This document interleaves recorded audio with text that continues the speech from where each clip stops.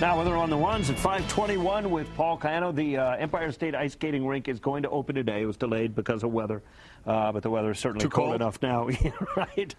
No, but it's too cold for this event. Albany's 17th annual last run, and that is tomorrow evening. 1,700 runners. It's sold out. They run through downtown Albany and Washington Park. They get to run through the holiday cool. lights, Yeah, which that'll is be cool. really cool. Yeah, anyway, yeah. that's a big event. That's coming up tomorrow.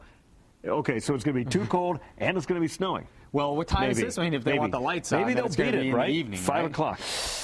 Tough call. I mean, it's probably going to start coming fast. down. Yeah, you're running fast, get ahead of the storm. Exactly. I think it's going to start snowing before that, but it's not to say a ton of snow is going to be on the ground by 5 o'clock. So maybe not a bad time to go out running and get inside. Maybe a little bit of hot cocoa and curl up by the fire and watch the flakes come down. Dry and cold today. Snow moves in during the day tomorrow and lasts into Sunday. Several inches likely for all of us by Sunday morning. And as a result, the winter storm watch has been issued by the National Weather Service for our entire area.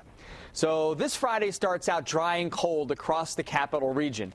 A couple of exceptions, a few flurries off of the Great Lakes and snow showers drifting down into the southern rim of the Adirondacks from around Caroga Lake out toward Johnstown and Gloversville, maybe even into Amsterdam, starting to get a few flurries on 30 up toward the Great Sacandaga Lake in Mayfield.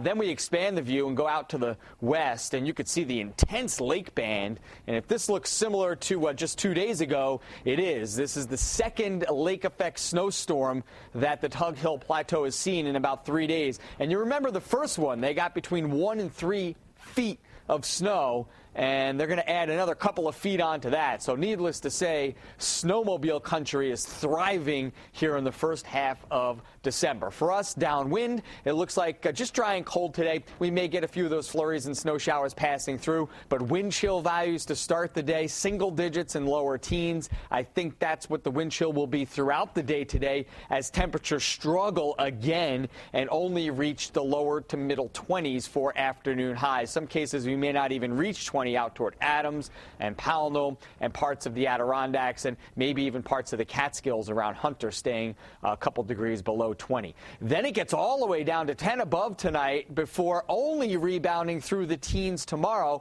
with thick clouds and snow developing. It'll be tough to get the temperature that high tomorrow. So the Arctic air continues to build in as it flows over the Great Lakes. We have the lake effect snow squalls, which are heaviest, and obviously the lake effect areas that will pick up between 1 and 2 feet of snow. The Arctic front comes through, kind of settles in and sets the stage later today and tonight. A dry, cold air mass over us tomorrow morning. Then the snow moves in during the day. The steadiest snow will be toward dark, and the heaviest snow will be overnight Saturday night, where we'll be picking up several inches of snow. And by the time we wake up Sunday morning, probably still snowing early, but things will be winding down, and most of us will have at least 4 to as much as 8 inches of snow on the ground, with the higher terrain in the Catskills, Taconics, Berkshires, and Green Mountains 6 to 12 inches. And again, these are preliminary numbers. We can fine-tune and adjust them as we get closer to the storm. 25 today, a mix of sun and clouds, breezy and cold with those snow showers and flurries dancing on by, down to 10 above tonight. That'll set the stage for tomorrow's storm, which will arrive in the middle of the day, but the steadiest and heaviest snow coming through after dark tomorrow night. Sunday morning snowing, but it winds down 30 in the afternoon. Monday flurries, cold 24, and it looks like we'll try to make it back to freezing sometime during the middle part of next week. Much more on the cold and the approaching snow coming up in just 6 minutes. Phil.